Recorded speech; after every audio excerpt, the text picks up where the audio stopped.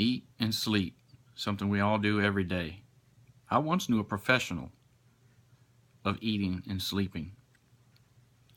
His name was Tebow, the English Bulldog. I wish I could sleep and eat all day. He was born December 2006, 6 months prior to my daughter being born.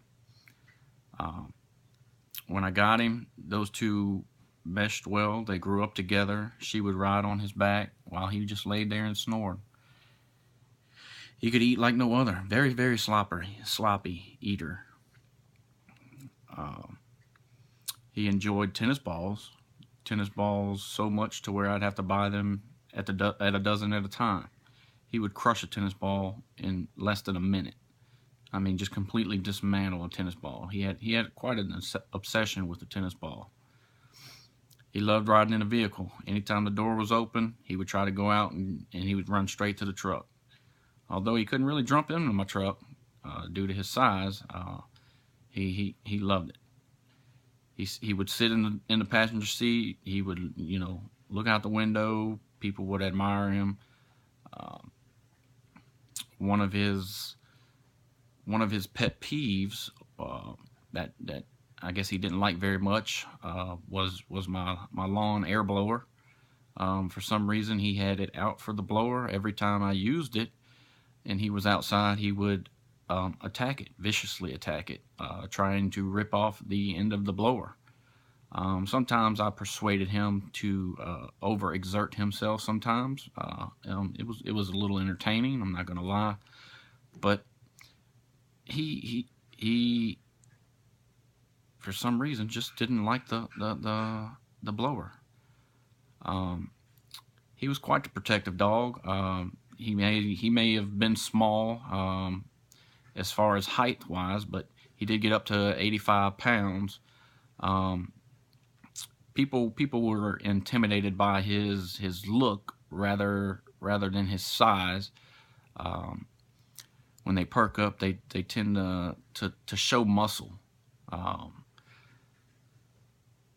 Other than that, he was if he heard a noise, he was protective of the house.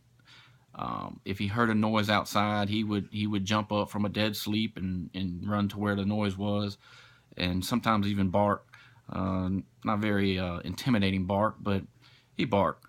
I had one evening where when I first moved in my house, I had a flag hanging out front of the house.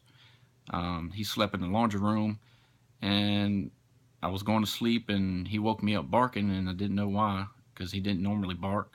Well, anyways, come to find out, a couple of my buddies played a prank on me and stole the flag. Well, he could hear them outside the garage, and I didn't know he could do that.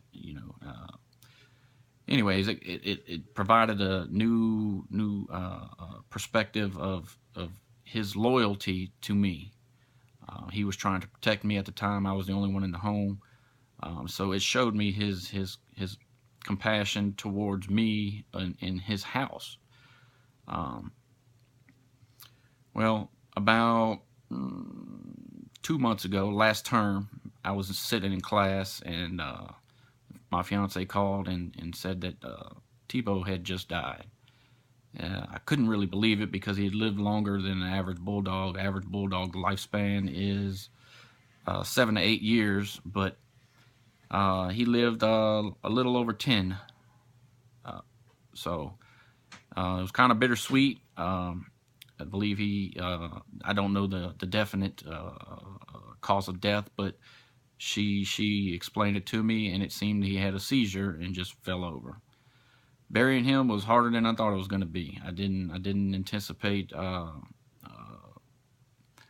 the feelings that I would get for having to bury him in my yard, but I always remember him. First English bulldog I ever owned. Very loyal, very, very compassionate, sloppy, loud snoring, obnoxious snoring. But when you bond with these animals, they are unlike any other.